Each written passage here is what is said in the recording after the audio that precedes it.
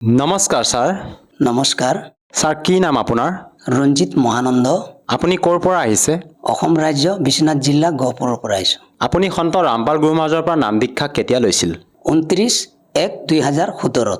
আৰু বৰ্তমান সন্ত ৰামপাল গুৰু মহাৰাজৰ পৰা নাম দীক্ষা লৈ আপুনি যি ভক্তি সাধনা কৰি আছে, ইয়াৰ দ্বাৰা আপুনি কেনেধৰণৰ লাভ পাইছে?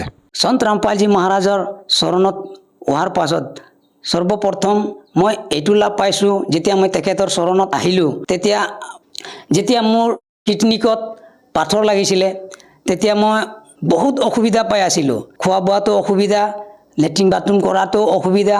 তেতিয়া মই চিন্তা কৰি থাকোঁতে বহুত চিন্তা কৰোঁ।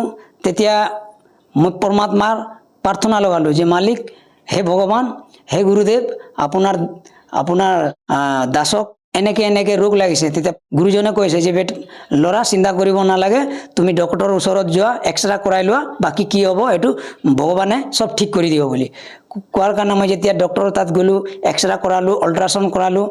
আল্ট্ৰাচাউণ্ড এক্সৰে কৰাৰ সময়ত অপাৰেশ্যনৰ কথা কৈ আছিলে, কিন্তু নেক্সট মোমেণ্টত আকৌ আল্ট্ৰাচাউণ্ড কৰাইছোঁ, একো বেমাৰ চেমাৰ পোৱা নাই। এইটো এটা গুৰুজনৰ চমৎকাৰ আৰু লাভ পাইছোঁ।